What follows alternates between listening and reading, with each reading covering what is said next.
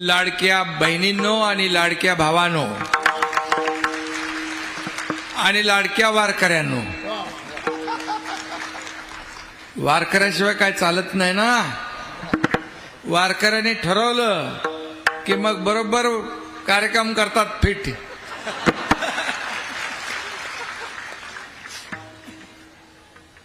माऊली महाराज बरोबर आहे ना. झाला ना 3 महिन्यापूर्वी. आणि म्हणून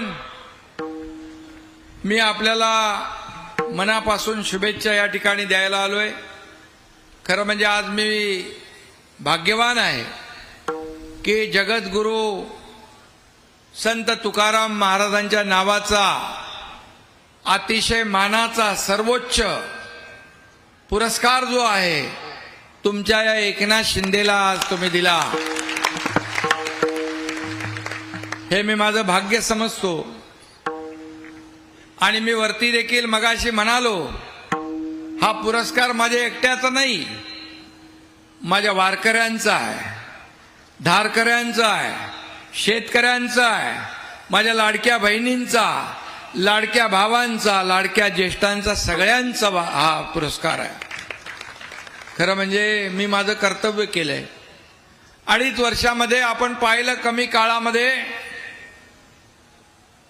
पायाला भिंगरी लावून हा एकनाथ शिंदे पूर्ण महाराष्ट्रामध्ये फिरला. सर्व लोकांच्या, मी जरी सोन्याचा चमचा घेऊन जन्माला आलो नसलो तरी सुद्धा या सर्व सामान्यांच्या आयुष्यामध्ये सोन्याचे दिवस आणण्यासाठी मात्र जन्म झालाय माझा. आणि म्हणून एक एक काम आम्ही करत गेलो. आणि मग त्याच्यामध्ये लाडक्या बहिणींची योजना माऊली माहिती आहे आपल्याला, सुपरहिट झाली. लाडक्या भाऊंना पण थोडं आम्ही केलं, शेतकऱ्यांनाही केलं. लाडक्या बहिणीने एकच सांगतो, हा काही राजकीय व्यासपीठ नाही, पण एकच सांगतो, तुमची लाडकी बहीण योजना कधी बंद होणार नाही. आणि आज या व्यासपीठावरून मी बोलल्यानंतर ते मला बंधनकारकच आहे ना. आणि म्हणून मी जास्त काय बोलत नाही.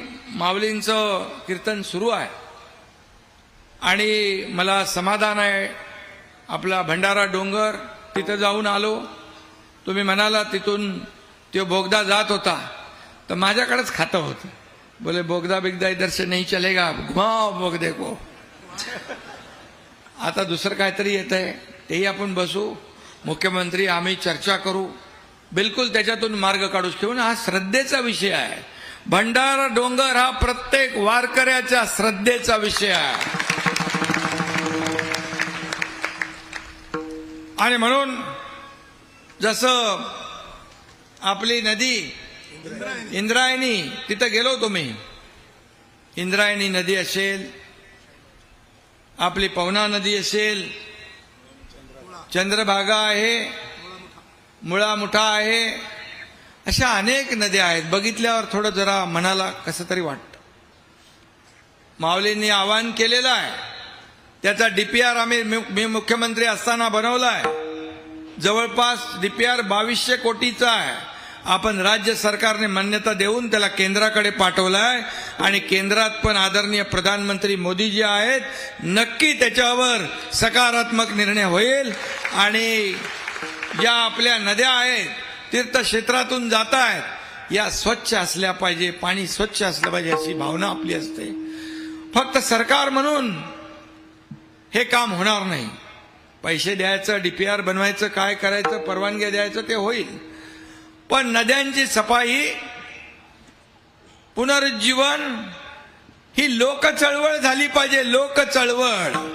आणि मग लोक चळवळीच्या माध्यमातून बघा, तुमच्यासारखे सगळी लोक पुढे येतील आणि हा म्हणता हजारो लाखो हात या नद्यांच्या स्वच्छतेसाठी, पुनर्जीवनासाठी लागतील.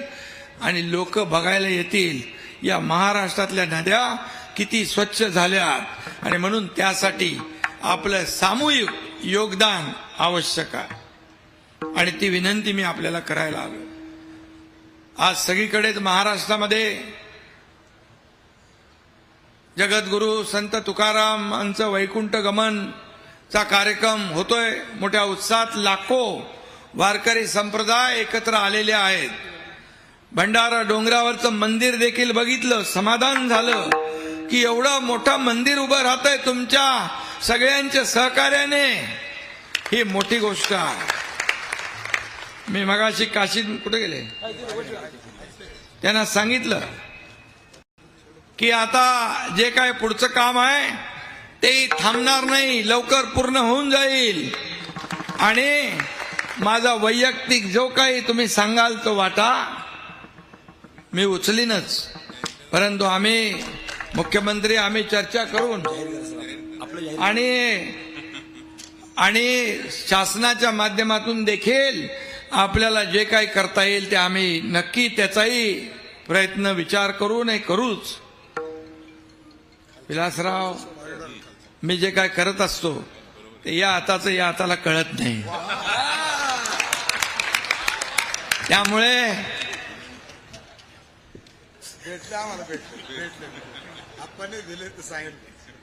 ही देना बँक आहे, लेना बँक नाही. आपण 2.5 कोटी रुपये दिले. काळजी करू नका. मंदिर वारकऱ्यांच्या श्रद्धेचा विषय आहे. मंदिर थांबणार नाही, मंदिर पूर्ण होणार. आणि माऊली आणि बाबा आपला बाळासाहेब काशीद स्वतःचे पैसे टाकून पहिले तुम्ही लोकांनी सुरुवात केली. असं कोण